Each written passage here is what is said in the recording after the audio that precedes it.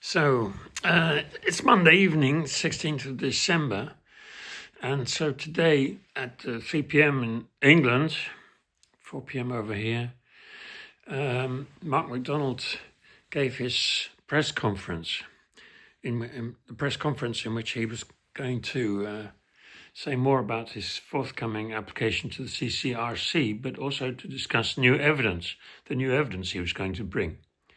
Now, it turned out that the new evidence was quite incredible, and the new evidence meant that he didn't even probably need to go to the CCRC because there was actually immediate grounds for a retrial. So what was this new evidence? Now, in cases like Lucy Letby's and Lucia de Berg's, Daniela Poggiali's, Ben Gein's, and so on, it's always going to be extremely difficult to find new evidence in a legal sense. Everything, all the stuff all the documents, all the written things, all the biological samples, if there are any, still they are there in the past. There's not going to be anything new coming up. Nobody's going to find a new DNA trace and do a new DNA analysis and find somebody else was there. There's not going to be a new witness turn up who actually saw something, right? You don't have new evidence like that. What you can have and do have is that scientists will come along and give new interpretations of the existing evidence.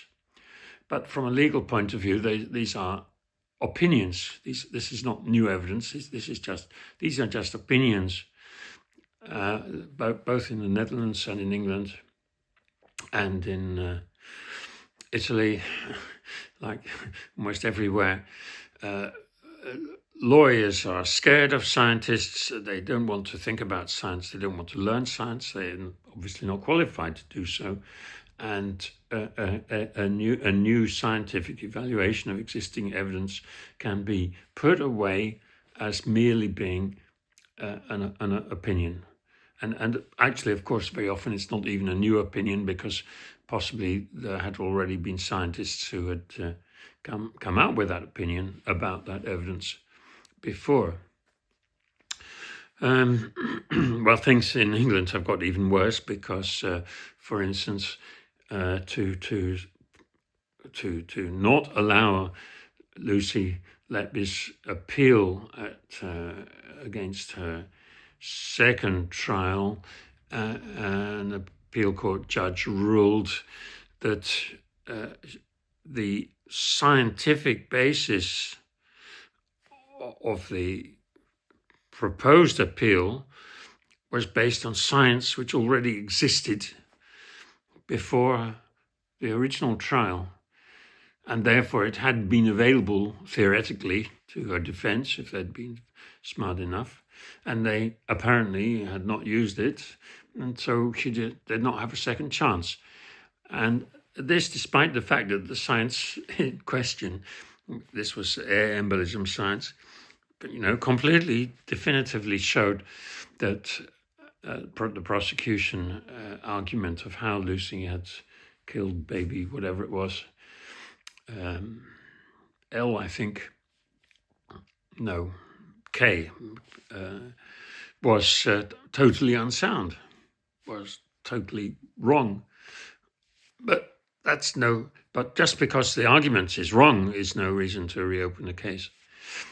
Just because what the truth is no reason to reopen the case, according to that particular judge. Now, to get back to Lucy Letby and Mark McDonald's presentation today, his main argument is that, he has got a host of top experts who have testified and can produce more detailed arguments if required, that Dr. Dewi Evans' testimony is garbage, to say it in a kind way. Dr. Dewi Evans is a charlatan, and this has now been revealed. Dr. Dewi Evans is worthless, and he himself has actually changed his own opinion as to how various babies died or were attacked by Lucy Letby 3 times, perhaps by now. He is totally discredited. He was the main prosecution scientific expert for the prosecution. A number of other experts testified that they agreed with what he'd found. But if what he found then, which he himself has rejected, and if his own qualification as an expert has been rejected, then they are rejected too. So this is new evidence. The only kind of new evidence you can expect in cases like this is actually the deletion of existing evidence. And if you simply erase all the contributions of Dewi Evans to the trial, then a whole heap of that trial is erased, was invalid, negated, has to be discarded. One has to wonder, what would the jury have? Well, we don't have to wonder what the jury would have thought if Dewi Evans hadn't not testified and if all his contributions were ignored, because there's another thing, and that is Lucy's defense lawyer, Ben Myers, actually requested Judge Goss to have Dewi Evans not allowed as an expert for very good reasons. And Justice Goss ruled that the jury could themselves decide whether or not Dewi Evans was a reliable witness. So, at one fell swoop,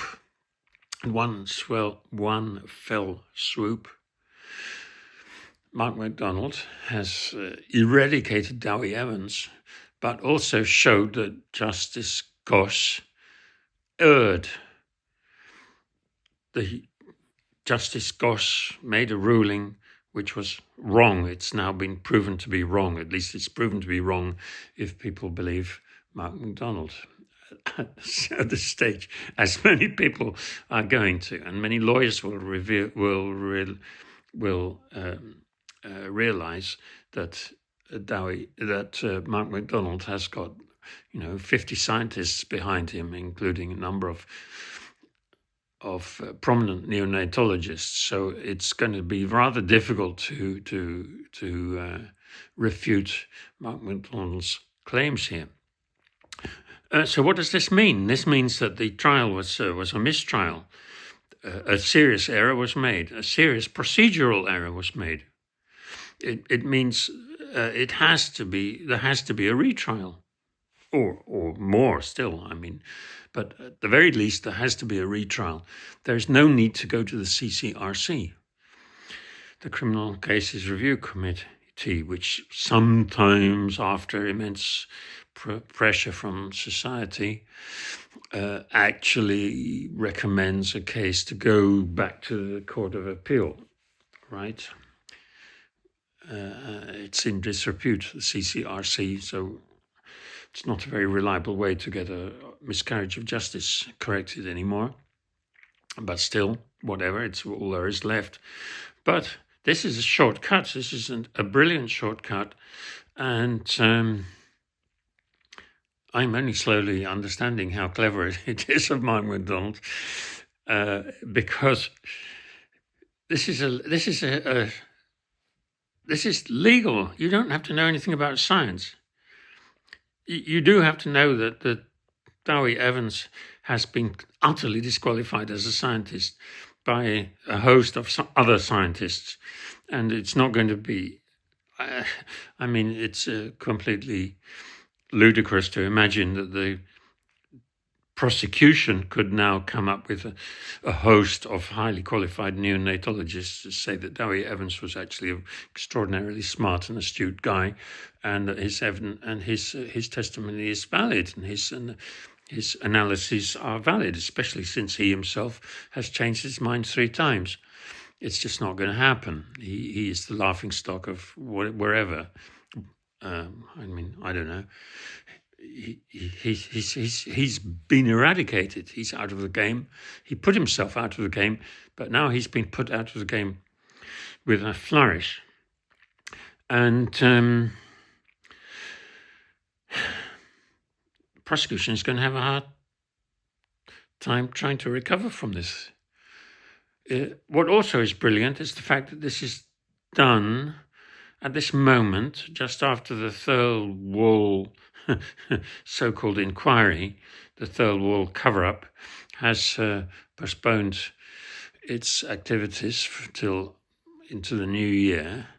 So the media who are interested in this case, there's nothing else going to happen for a while, except that people are going to worry about this one. Now, there's another amazing thing, and that is one of the things which the erasure of Dewi Evans' testimony causes is that we have to have a fresh look at baby O. Now, baby O is the baby with liver damage. And if you look back now, if you, for instance, go to Cattle Life or whatever, if you find out everything you can about baby O, you can find out that, well, what some people are daring to say right now is that Dr. Brearey was, yes, I named his name, a certain doctor who was not anonymous in the trial, a certain male doctor who was not anonymous in the trial, was actually responsible for doing something involving putting sharp needles inside baby O. And that damage to the liver which baby O had, which Dewi Evans said must have been due to external force, is actually, it seems, pretty likely to have been caused by poor Dr. Stephen Brearey himself, who has been so energetic in trying to get Lucy Letby into jail, and moreover into getting the police investigate yet more possible crimes she may have committed.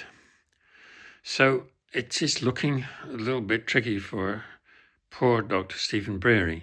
Now I understand I understand why he behaves like this. He's sort of behaving in good faith. He doesn't believe he's a bad doctor, though he probably is not a particularly good one. I mean, he's an amateur neonatologist, he says so himself, not a neonatologist. And anyway, anybody can make mistakes, and he can too. And of course, when you make mistakes, it's terrible. We already heard about that other doctor who accidentally caused the death of another baby in 2014, who was involved in a couple of the later babies, where Lucy Letby got the blame, and she had seemed to have become a nervous wreck through what she'd experienced, through what she'd accidentally done herself. And I'm sorry for them all, but I'm also sorry for Lucy Letby. And I'm sorry for the British taxpayer, who is paying millions and millions and millions to cover up this farcical mess. Right. That's probably much longer than I meant it to be.